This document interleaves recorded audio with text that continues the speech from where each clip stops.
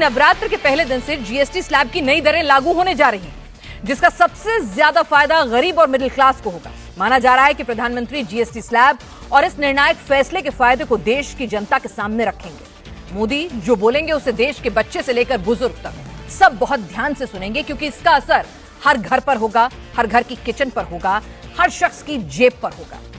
स्वदेशी को कैसे बल मिले, इस पर भी प्रधानमंत्री नरेंद्र मोदी कोई मंत्र दे सकते हैं, देश से कोई वचन भी ले सकते हैं। हालांकि प्रधानमंत्री जीएसटी 2.0 पर ही मोटी मोटी बात करेंगे, यह कहा जा रहा है। पीएमओ ने इसकी कोई आधिकारिक पुष्टि नहीं की है।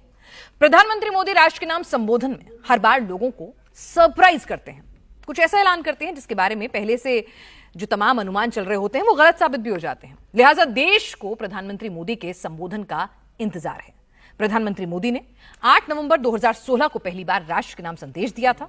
500 और 1000 के नोटों को बंद करने की घोषणा की थी। प्रधानमंत्री अब तक 11 बार देश को संबोधित कर चुके हैं और इस दौरान उन्होंने कई बड़े ऐलान किए हैं।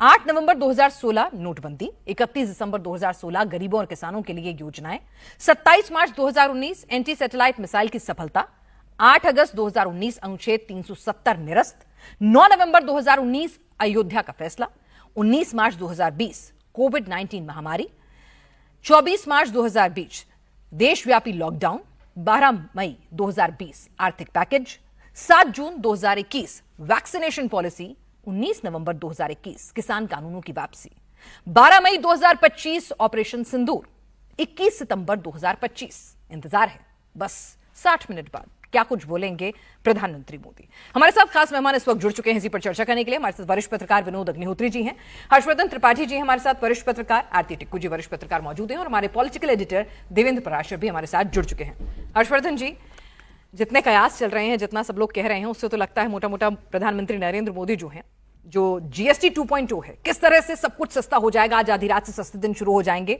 इस पर बोलेंगे। लेकिन वो मोदी जी हैं, सरप्राइज एलिमेंट हमेशा बना रहता है, तो आपको भी लगता है कि कुछ सरप्राइज आ सकता है? नहीं, निश्चित तौर पर प्रधानमंत्री के बारे में अनुमान लगाना कि वो कब क्या कहेंगे थोड़ा कठिन होता है। लेकिन अभी की जो परिस्थितियां हैं उसमें जीएसटी के संदर्भ बदल गए हैं। अगर सिर्फ ये बताना होता कि क्या सस्ता हो जाएगा, किससे आपको राहत हो जाएगी, तो शायद वो अलग से इस तरह से कोई संबोधन की जरूरत नहीं होती। लाल किले से वो बोल चुके हैं, उसके बाद ऐलान कर चुके हैं, उसके बाद वित्त मंत्री बोल चुके हैं, तो एक तरह से सब कुछ जितना कुछ होता है वो बताया जा चुका है, स्लैब बताया जा चुका है, मीटिंग के बाद प्रेस कॉन्फ्रेंस रात में निर्मला जी कर चुके हैं, तो सब हो चुका है। तो फिर आज की इस बातचीत का क्या मतलब है? दरअसल देश इस वक्त जहां खड़ा है, और उसको बार बार मैं कहता हूं कि क्रॉस रोड्स पर ऐसे खड़ा है, ऐसे चौराहे पर खड़ा है, जहां से अगर ठीक रास्ता हम पकड़ पाए तो हमारे लिए 80 के दशक का चीन होने की गुंजाइश है। अगर हम ठीक रास्ता पकड़ पाए तो जो टॉप 3 इकोनॉमीज की बात हो रही है, हम उन टॉप 3 में जाने की ओर 2030 के पहले या 2030 के आसपास आसानी से पहुंच जाएंगे।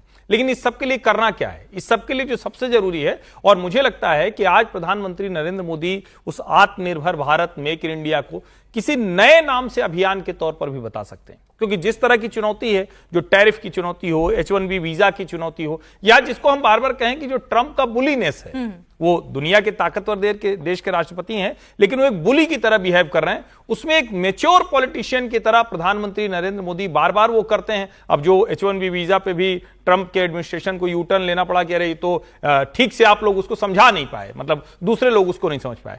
तो उन सब परिस्थितियों में भारत यहां खड़ा है। तो मुझे लगता है कि उस दिशा में देश कैसे आगे बढ़ेगा। और चूंकि प्रधानमंत्री नरेंद्र मोदी कल से शारदीय नवरात्र शुरू हो रहा है, वो उसको शक्ति की उपासक हैं और वो बहुत उसको बार बार उसका जिक्र भी करते हैं, कई बार उसकी चर्चा होती है, इसलिए इस अवसर का वो उपयोग कर रहे हैं। और मैं उसको इसी तरह से देखता हूं कि जीएसटी रिफॉर्म के तौर पर भर नहीं, यहां से कैसे टेक ऑफ करने वाली है इंडियन इकोनॉमिक जो रेवोल्यूशन है, उसके बारे में बात करेंगे। भारत सरकार, भारत नागरिक और भारत उद्योगपति, ये तीनों एक साथ कैसे मिलकर आगे काम करेंगे, इसका एजेंडा आज सामने आएगा। तो अब बस 56 मिनट का इंतजार और है। हमारे पॉलिटिकल एडिटर देवेंद्र भी हमारे साथ जुड़े हुए हैं। देवेंद्र जी, जो हर्षवर्धन जी ने कहा उसी बात को आगे बढ़ाते हैं कि भाई क्या सस्ता होगा, कब से होगा, आज आधी रात से हिंदुस्तान के सस्ते दिन शुरू हो जाएंगे, सबको मालूम है और बहुत डिटेल में मालूम है। इस पर पॉलिटिकल रिएक्शन भी आ गए, सब कुछ हो चुका है। तो आज जब शाम को मोदी जी बोलेंगे तो किस तरह से वो इसको जनता तक पहुंचाएंगे, क्या कुछ उसमें मैसेज छिपा होगा? आपके पास क्या खबरें आ रही हैं? निश्चित तौर पे सबसे बड़ी चीज़ ये रहेगी कि ये जो हो रहा है इसका इम्पैक्ट किस रूप में आना है, किस रूप में हमें लेना है, और कैसे जैसे कोई भी टैक्स सिस्टम अल्टीमेटली उस देश को मजबूत करता है। मजबूत कई मायने में करता है। पहली बात कि वो आप उस टैक्स सिस्टम से जो धन आपके पास आते हैं, आप अपने इंफ्रास्ट्रक्चर पे खर्च करते हैं, अपने डिफेंस पे खर्च करते हैं, अपने सोशल वेलफेयर स्कीम पे खर्च करते हैं। तो इन तमाम पैरामीटर्स को लेके देश की आगे की दिशा क्या होने वाली है इस बड़े टैक्स रिफॉर्म के बाद, इस तरह का संदेश होगा। और कल आपने सुना पीएम को कि जब वो ये कह रहे हैं कि हमारा सबसे बड़ा शत्रु ये है कि जो भी दूसरे देशों पे जो हमारी निर्भरता है वही हमारा सबसे बड़ा एनिमी है, सबसे बड़ा शत्रु है। तो उस कंडीशन में अभी के दौर में आपको अपने देश को अगर आगे बढ़ाना है तो आपकी इकोनॉमी किस प्रकार से होनी, कैसे स्वदेशी तकनीक का इस्तेमाल करना चाहिए, और वो हर क्षेत्र में होना चाहिए। तो इस तरह के संकल्प को ही वो आगे बढ़ाने वाला मैसेज देंगे, ऐसी उम्मीद जताई जा रही है। और जीएसटी क्योंकि रोल आउट होना है और सरकार के किसी भी लेवल पे अगर आप चेक करने की कोशिश कर रहे हैं तो वो ये समझ में आता है कि अभी दो चीज़ों को लेकर बहुत ज़्यादा हलचल है। पहली बात तो ये कि जो सेवा पखवाड़ा मनाया जा रहा है वो, और दूसरी चीज़ की जीएसटी रोल आउट।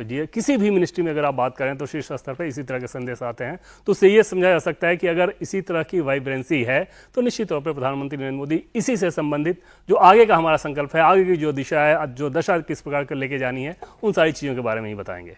बिल्कुल। तो प्रधानमंत्री मोदी आज क्या कुछ बोलेंगे उस पर सभी की निगाहें इसलिए भी टिकी हुई हैं क्योंकि जीएसटी रिफॉर्म से आप एक बच्चे की बात कर लें, नौजवान की बात कर लें, इंडस्ट्रीज की बात कर लें, एमएसएमई सेक्टर से जुड़े लोगों की बात कर लें, बुजुर्ग की बात करें, हर किसी को फायदा पहुंचेगा। सस्ते दिन का अनुभव उसकी जेब को भी महसूस होगा। और आरती जी, जब प्रधानमंत्री बोलते हैं तो जनता एकदम सीधे सीधे कनेक्ट करती है, उसको वो बात ज्यादा समझ में आती है और ज्यादा अपील करती है। तो शायद जो बात अब तक वित्त मंत्री कह चुकी हैं, जो बात सब समझ चुके हैं आंकड़ों के जरिए, जब मोदी जी बोलेंगे तो उसका इंपैक्ट अलग होगा। बिल्कुल, मोदी जी जो बोलेंगे उसका इम्पैक्ट बहुत बड़ा होगा ज़रूर। और मुझे लगता है, देखिए मुझे नहीं मालूम है कि प्रधानमंत्री क्या कहने वाले हैं, क्या भाषण होगा, क्या फोकस होगा, लेकिन एक इंडियन सिटीज़न होने के नाते और एक जर्नलिस्ट होने के नाते जो मुझे समझ आ रहा है कि भारत में इस वक्त कहीं ना कहीं मन में चिंताएं हैं, बहुत सारी समस्याएं जो है वो नज़र आने लगी है, जो शायद हम कई टाइम से जो है वो समस्याएं थी लेकिन हमको लग रहा था कि वो रिजॉल्व होंगी। लेकिन पिछले 6-7 महीने में कई सारी, वो ग्लोबल लेवल पे हो, जियोपॉलिटिकल लेवल पे हो, इंडिया पाकिस्तान का कॉन्फ्लिक्ट हो, वो इन्फ्लेशन की बात इनफैक्ट मैं हमेशा करती आ रही थी, इससे शायद आप कनेक्ट करिए जीएसटी को कि इन्फ्लेशन की वजह से आम जनता परेशान है, अनएम्प्लॉयमेंट का इशू है, और वो मैं ये कहूँगी कि हर स्टेट में एक चिंता का विषय है। तीसरी बात कि ओवरऑल जिस तरह का माहौल बना है इंडिया की जियोपॉलिटिकल लेवल में या ग्लोबल लेवल में, एक माहौल जो बना है कि इंडिया अपने आप को कॉर्नर लग रहा है कि कॉर्नर हो रहा है, मुझे लगता है ये सारी चीज़ें प्राइम मिनिस्टर को एड्रेस करनी चाहिए। मुझे लगता है ये भी एड्रेस करना चाहिए कि बहुत सारे इश्यूज करप्शन को लेकर, एक सिस्टमिक करप्शन जो है, जो शायद अभी तक उस पर उतना ज़्यादा काम नहीं हुआ है, वो एड्रेस करना चाहिए। मुझे लगता है कि ओवरऑल जो एक एटमॉस्फेयर है अनसर्टेनिटी का, उसको एड्रेस करना चाहिए। और बिल्कुल आपने सही कहा कि जब प्रधानमंत्री खुद बोलते हैं ये सारे इश्यूज जो मन में होते हैं लोगों के, या कोई नहीं बोल पाता है, मंत्री नहीं बोल पाते हैं, ऑपोजिशन नहीं बोल पाती है ठीक तरीके से, जब प्रधानमंत्री ये सारी चीजें एड्रेस करते हैं तो लोगों को कंफर्ट लगता है, लोगों को आश्वासन मिलता है, एश्योरेंस मिलती है कि नहीं, भारत जो है वह सही दिशा में जा रहा है और हम कोई भी मुसीबत होगी जो उसको हम अच्छे से कन्फ्रंट कर सकते हैं, डील कर सकते हैं, और हम कोई ना कोई रास्ता निकालेंगे। विनोद जी, मतलब आज वो मुद्दा एड्रेस होने वाला है, फेस्टिव सीजन शुरू होने जा रहा है, हर कोई कहता है कि सस्ते दिन आने वाले हैं, सेल के बैनर होते हैं, हर कोई ग्राहक भी अपनी तरफ अट्रैक्ट करना चाहता है। तो मोदी जी आज जब शाम को 5 बजे, जैसा कि अनुमान लगा रहे हैं कि भाई जीएसटी रिफॉर्म्स पर ही बात होगी, तो जब बोलेंगे तो आपको लगता है कि वो जो महंगाई का जो मुद्दा है, जो सबसे बड़ा मुद्दा होता है विपक्ष के पास और एक आम आदमी को सबसे ज्यादा पिंच भी करता है, आज अपनी उस जादू की छड़ी से उसको कम से कम दूर कर पाएंगे? नहीं, वो तो उन्होंने 15 अगस्त को ही दूर कर दिया था, जब उन्होंने नेक्स्ट जनरेशन जीएसटी रिफॉर्म की घोषणा की थी। और उसके बाद फिर मीटिंग हुई, मीटिंग के बाद सारा स्लैब आ गया, अब तो वो पब्लिक डोमेन में सारी चीजें हैं। तो वो अब कोई ऐसा रहस्य या ऐसा नहीं है कि अचानक कुछ चीजें सामने आए, वो तो सब आ चुकी हैं। उन पे अर्थशास्त्रियों ने अपने कमेंट्स भी लिख दिए, चर्चा भी हो गई, पक्ष विपक्ष ने भी अपनी बात कर ली, वो सब मुद्दा एक तरह से हो गया पुराना। मुझे लगता है प्रधानमंत्री क्या बोलेंगे हम में से कोई ये अनुमान नहीं लगा सकता, क्योंकि वो सरप्राइज एलिमेंट उनका बहुत महत्वपूर्ण उनकी रणनीति का हिस्सा रहता है। जब वो 8 नवंबर 2016 में आए थे टेलीविजन पर, तो किसी को नहीं उम्मीद थी कि क्या बोलने वाले हैं, और एकदम से नोटबंदी जैसी घोषणा हुई थी।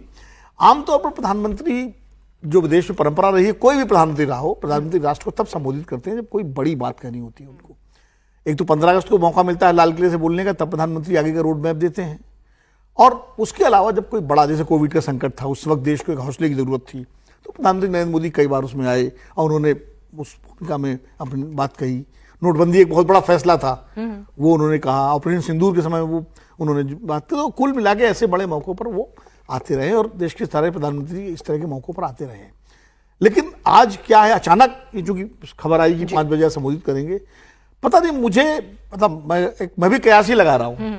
मुझे लगता है कि प्रधानमंत्री शायद जो पिछले 2-3 दिन 4 दिन से एक नकारात्मक छवि विपक्ष ने बनाने की कोशिश की है, और एक कमजोर प्रधानमंत्री का एक नैरेटिव बनाने की कोशिश जो अपोजिशन ने की है, शायद उसका बड़ा सख्त जवाब दे सकते हैं।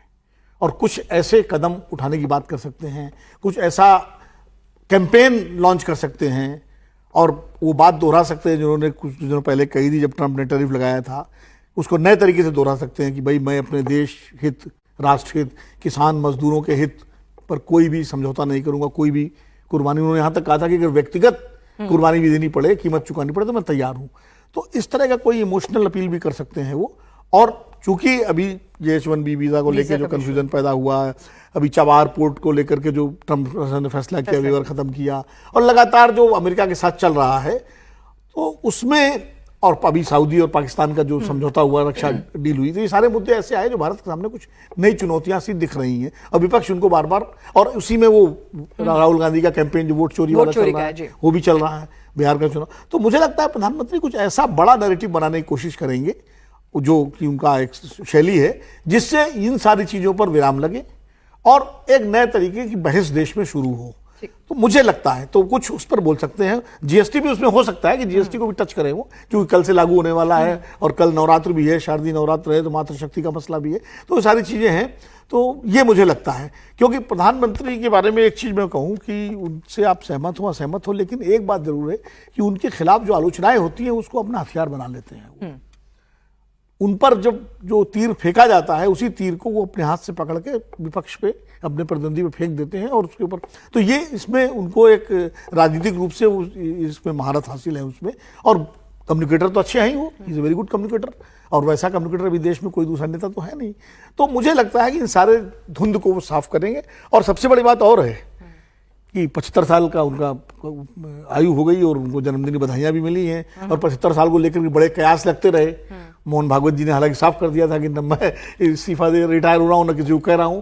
तो हो सकता है कि वो उस विषय पर भी कुछ ऐसी बात कहें जिससे ये बहस भी खत्म हो। मोदी जी के मन की बात जब वो बोलेंगे तभी पता चलेगी, क्योंकि उनके मन को कोई नहीं पढ़ पाता है, और हर बार सरप्राइज एलिमेंट जो है वो रहता है। और इंडिया टीवी पे लगातार हम आपको बताएंगे, दिखाएंगे कि मोदी जी क्या बोलेंगे। 47 मिनट का वक्त अभी बाकी रह गया है। हर्षवर्धन जी, जिस तरह से आपने बात की शुरुआत की, सरप्राइज एलिमेंट, और वही बात हमारे तमाम पैनलिस्ट कह रहे हैं कि भाई ऐलान हो चुका, क्या सस्ता हुआ, ये भी आ चुका, मतलब हम तो वो गिफ्ट ले चुके हैं ऑलरेडी। लागू आज आधी रात से होंगे सस्ते दिन, लेकिन खुशियां मन चुकी हैं। नहीं, निश्चित तौर पर। लेकिन एक बात समझिए, अभी भी देश में बड़ा द्वंद्व है, और इस वक्त की जो परिस्थितियां हैं, जैसे हमने अचानक एक H1B वीजा पे ट्रंप साहब एक निर्णय लेते हैं, हालांकि बाद में वो पलट गए, भारत के दबाव में ही पलटे, भारतीय कंपनियों के दबाव में पलटे, लेकिन उतनी देर में लगा कि ये क्या हो जाएगा।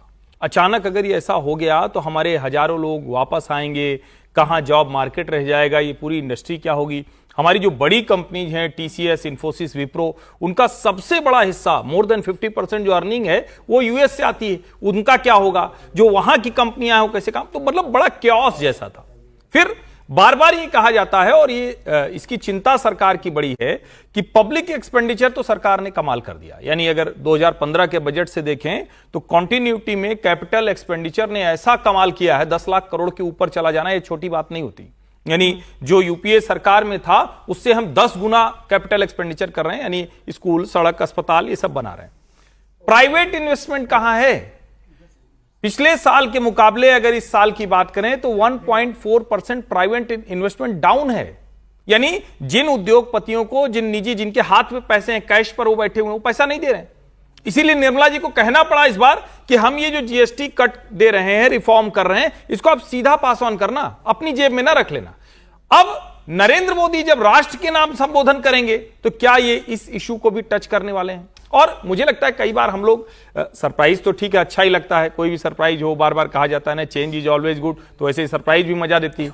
लेकिन क्या सरप्राइज की देश को जरूरत है, या अभी देश जो किसी अचानक कुछ सरप्राइज आता है, विशेष करके अमेरिका की तरफ से, विशेष करके जो जियोपॉलिटिकल इक्वेशंस, उनमें भारत कैसे तैयार होगा? और हमें भावनगर का वो भाषण सुनना चाहिए प्रधानमंत्री का, जिसमें वो बड़े साफ साफ कह रहे हैं चिप से शिप तक हम बनाएंगे, जो आत्मनिर्भर भारत को नए सिरे से परिभाषित कर रहे हैं। तो मुझे लगता है भारत के जो इंडस्ट्रियलिस्ट हैं, भारत का जो इंडस्ट्रियल इकोसिस्टम है, इकोनॉमिक इकोसिस्टम है, उसको लेकर कुछ बड़ी बात वो कर सकते हैं, ऐसा मुझे लगता है। और निश्चित तौर पर उसका बुनियाद उसकी जीएसटी होनी ही चाहिए, क्योंकि ये बड़ा रिफॉर्म है। और एक चीज और आप समझिए, 12,75,000 की टैक्स छूट और जीएसटी के स्लैब 2 होकर सीधे सीधे 90% आइटम्स पे लाभ, तो कंज्यूमर डिमांड तो आ गई भाई। कंपनी वाले क्या कर रहे हैं? क्या वो उसका लाभ पहुंचा रहे हैं? क्या वो नए निवेश कर रहे हैं? मुझे लगता है कि उसकी भी बात आज होती हुई दिखेगी। ठीक है, जीएसटी इस रिफॉर्म से एमएसएमई सेक्टर को भी बड़ा फायदा मिलेगा, तो उसके बाद वो फायदा आगे तक पहुंचता है कि नहीं?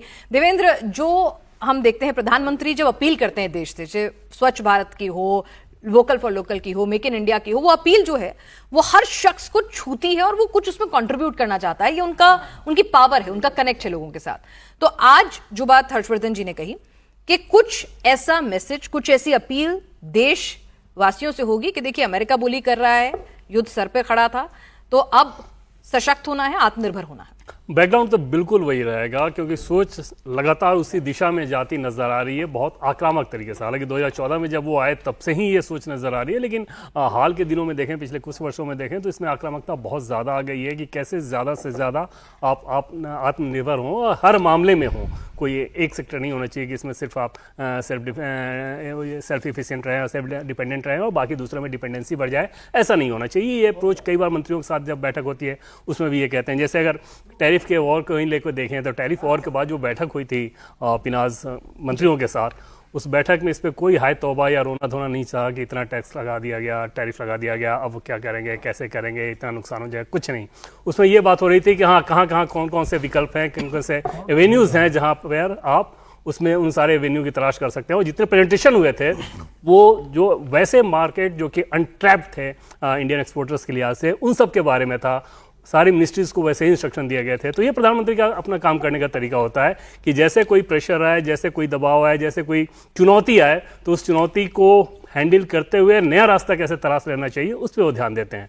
और ऐसे समय में जब जीएसटी का इतना बड़ा रिफॉर्म हो रहा है जो कि इकॉनमी के लिए बहुत ज़रूरी था, तो उस समय कंडीशन में आप समझ सकते हैं कि आगे राष्ट्र का संकल्प किस दिशा में जाना चाहिए। मूल जो तत्व है वो यही रहेगा कि ये कितना बड़ा कदम है और इस बड़े कदम से देश कैसे मजबूत होगा, देश को क्या करना चाहिए, देशवासियों से कैसे उन्हें अपेक्षा है, इन सारी चीज़ों को ही वो सामने रखने वाले हैं। ये एकदम से ये बात समझ में आ रही है कि जैसा कि मैंने पहले आपको बताया था कि सरकार के किसी भी लेवल पे आप बात करें तो सबसे ज़्यादा इसी बात को लेकर चर्चा हो रही है। बिल्कुल, तो आज एक बड़ा मैसेज छिपा होगा, क्योंकि बार बार प्रधानमंत्री नरेंद्र मोदी इस बात पर जोर देते हैं कि हमें आत्मनिर्भर होना है, चाहे फिर हमें अपनी लड़ाई लड़नी है या फिर अर्थव्यवस्था की बात है, हर जगह खुद पर भरोसा करना है, तभी हम आगे बढ़ सकेंगे। आरती जी, साथ ही साथ एक ये भी चीज है जो आपने पहले भी कही कि कहीं ना कहीं एक फॉग जैसी सिचुएशन है बहुत सारे मुद्दों को लेकर कि भाई ट्रंप बुली कर रहे हैं, इसका क्या होगा, फिर उसके बाद जिस तरह से टैरिफ को लेकर बात हो रही है, वोट चोरी की बात हो रही है, ऐसे बहुत सारे छोटे बड़े इश्यूज हैं जहां पर एक फॉग लाइक सिचुएशन क्रिएट की जाती है। विपक्ष का काम है वो करेंगे, तो कहीं ना कहीं आज आम आदमी का वो जो कंफ्यूजन स्टेट है उसको भी साफ करेंगे मोदी जी के। भ्रम में नहीं रहना है, एजेंडा क्लियर है। बिल्कुल पीनाज, अगर आपको याद हो कि 1990 में भारत की जो सिचुएशन थी उस वक्त भी वर्ल्ड ऑर्डर बदल रहा था। उस वक्त बाइपोलर से यूनिपोलर वर्ल्ड हुआ सोवियत यूनियन के डिसइंटीग्रेशन के बाद, और अमेरिका एक सोल सुपर पावर की तरह उभरा। उस वक्त भी भारत जो है एक इसी तरह की सिचुएशन में था कि कहाँ जाना है, कौन सी दिशा लेनी है, कहाँ रिफॉर्म्स चाहिए। और उस वक्त भारत ने अपनी कमर कसी, रिफॉर्म्स के, इकोनॉमिक रिफॉर्म्स हुए, लिबरलाइजेशन हुई, मार्केट्स खुले, और हमने जो प्रगति पिछले 35 साल में देखी है उसके बेनिफिशरीज हम सभी हैं यहाँ पे खड़े हुए। और भारत की जो बहुत बड़ी जनता है वो उन सारे रिफॉर्म्स की बेनिफिशरी है। आज हम दोबारा उसी मोड़ पे खड़े हैं। ये मोड़ जो है ये सिर्फ इंडिया के लिए नहीं, ये पूरे विश्व के लिए है, क्योंकि ग्लोबल ऑर्डर जब बदल रहा होता है या कोई डिसरप्शन आता है उसमें, तो सब पे वो उसका प्रभाव पड़ता है। वही हम देख रहे हैं। अब आप उसको बुलिज्म कहें या कुछ कहें, लेकिन ये सिचुएशन जो है सिर्फ हम तक लागू नहीं है। और हम जितनी प्रगति हम लोगों ने 35 साल में की है वो बेशक अच्छी थी और हमने बहुत कुछ अचीव किया है, लेकिन इसके आगे क्या, जो कंपटीशन हमारा चाइना के साथ है, क्या उस कंपटीशन में हम हमेशा पीछे रहेंगे? अभी तक तो वही सिचुएशन है कि क्या हम उनके साथ वाकई कॉम्पीट कर पाएंगे और उनकी लेवल तक पहुंचेंगे? क्या हम अमेरिका की लेवल तक पहुंचेंगे? तो उसके लिए बहुत बड़े रिफॉर्म्स चाहिए इस कंट्री में, उसके लिए बहुत बड़े लेवल की इन्वेस्टमेंट्स चाहिए। वो इन्वेस्टमेंट्स आएंगी कहाँ से? वो हमारे पास ह्यूमन रिसोर्स कैपिटल है क्या? हम सेल्फ रिलायंस की बात करते हैं, लेकिन जब तक हम सेल्फ रिलायंट होंगे तब तक मल्टीलैटरल जो एग्रीमेंट्स या हम मल्टीलैटरल पार्टनरशिप्स की जब बात करते हैं वो किस तरह से इस नए वर्ल्ड ऑर्डर में निकल के आएंगी? क्या हमारा पाकिस्तान के साथ जो इतने टाइम से 75 ईयर से जो हॉस्टिलिटी है वो ऐसी ही चलती रहेगी, उसी में हम दसते चले जाएंगे, कि क्या हम कोई नए विकल्प लेकर आएंगे? तो मुझे लगता है मुद्दे बहुत बड़े हैं, क्योंकि सिचुएशन जो है बहुत क्रिटिकल है। ये हिस्टोरिक सिचुएशन है, टर्निंग पॉइंट है पूरी दुनिया के लिए और खासकर इंडिया के लिए, क्योंकि हम अपने आप को सुपर पावर की पोजीशन में देखते भी हैं और एस्पायर भी करते हैं और चाहते हैं कि हम 3 बड़ी जो विश्व की इकोनॉमीज है या कंट्रीज है, पावर्स है, उनमें हम गिरे जाए। तो मुझे लगता है आज प्राइम मिनिस्टर जब एड्रेस करेंगे तो बिल्कुल बहुत सारे जो डाउट्स है मेरे दिल में है, आपके दिल में है, पूरी जनता के दिल में है कि हमारी दिशा क्या होगी, इस नए जो अरेंजमेंट है उसमें हमारी दिशा क्या होगी, हम कहाँ खड़े होंगे, किन के साथ हमारी दुश्मनी होगी, किन के साथ दोस्ती होगी, कि हम सबके साथ झगड़ा करेंगे। तो वो सारे जो इश्यूज है, मुझे लगता है कि जब तक घर का नेता, घर का जो बड़ा होता है, जब तक वो उस दिशा के बारे में क्लैरिटी नहीं लाएगा, लोगों के डाउट्स नहीं क्लियर करेंगे, तो तब तक पूरा देश जो है या पूरा घर जो है वो केओस, उस डाउट में रहता है। जो एक फॉल्स नैरेटिव अगर विरोधी बना भी रहे हैं उसमें क्या दम है, क्या सच्चाई है, उसको भी ब्रेक थ्रू करने की यहाँ पर कोशिश होगी। विनोद जी, जिस तरह से भारती जी की बात को ही हम आगे ले जाएं कि बहुत कुछ चल रहा है देश में, और हम अगर तरक्की के लिहाज से कहें तो जब आप लेडर में ऊपर जाते जाते हैं तो जगह कम होती जाती है और आपके दोस्त भी कम होते जाते हैं, और वो दिख भी रहा है। तो ऐसे में देश के लिए रोड मैप क्या होगा, देशवासियों के लिए रोड मैप क्या होगा, किस चीज पर भरोसा करना है, हमारी दिशा क्या होने वाली है, वो क्लैरिटी भी आज मिलेगी? देखिए, सारी चीजों पर आज ही सब क्लैरिटी हो जाएगी ये मैं नहीं मानता। कि जितने सारे राष्ट्रीय, अंतर्राष्ट्रीय, क्षेत्रीय मुद्दे हैं उस सब पर आज प्रधानमंत्री सारी क्लैरिटी दे देंगे, मैं इसको इस रूप में नहीं देखता। क्योंकि आज जो स्पेसिफिक सवाल है मुझे लगता है प्रधानमंत्री जी उसको एड्रेस करेंगे। और वो स्पेसिफिक सवाल ये है कि इस वक्त जो उथल पुथल दुनिया में मची हुई है और जिसमें हम भी शामिल हैं उस उथल पुथल में, वो 2-3 मुद्दे ऐसे हैं, जैसे श्रीलंका, बांग्लादेश, नेपाल में जिस तरह जैन का जो उभार हुआ, खासकर नेपाल से शुरू हुआ, वो भारत में जिस तरह हल्ला मचा रहे हैं लोग, ऐसा हालांकि भारत में मैं नहीं मानता कि ऐसा कुछ होगा, लेकिन फिर भी एक राष्ट्र प्रमुख के नाते प्रधानमंत्री उस चीज को जो है समझ रहे होंगे और देख रहे होंगे। दूसरा, जो अमेरिका के साथ लगातार हमारे रिश्ते इस वक्त खट्टे मीठे, खट्टे ज्यादा हो रहे हैं, मीठे तो कम है। तो कभी ट्रम्प साहब एकदम से माई बेस्ट फ्रेंड कह देते हैं, फिर एक नया फैसला कर देते हैं, रात को कुछ कहते हैं, सुबह तक कुछ और तो होता है। वो एक है।